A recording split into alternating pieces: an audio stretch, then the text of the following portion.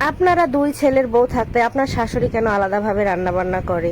ইস, আপনাদের কত দরদ, তাই না? এতই যখন দরদ তখন এসে একটু হেল্প করে যান না। যাই হোক, যে কথা বলছিলাম, এটা কিন্তু ঈদের দিন বিকালের দৃশ্য। মাংস নিয়ে আসার পর এ তো আমার শ্বশুর আর আমরা হচ্ছে একই ভাগিতে ছিলাম, আর আমার দেবর হচ্ছে আলাদা ভাগিতে ছিল।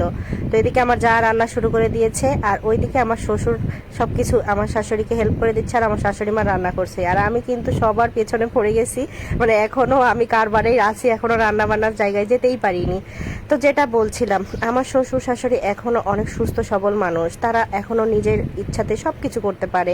বলতে পারেন আমাদের সংসারের মাথা মুরব্বী এখনো তারাই তো আছে, তাই না? তো তাদের ইশারাতেই আমরা চলি। আমাদেরকে আলাদা করে দিয়েছে, আমরা আলাদা খাই।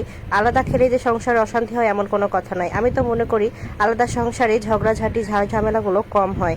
তার উপর সব থেকে বড় কথা, আমরা মিলেই থাকি। তো আপনারা সবসময় দোয়া করবেন যেন আমাদের এই মিল মহব্বতটা থাকে। অযথা উল্টাপাল্টা কমেন্ট করবেন না প্লিজ।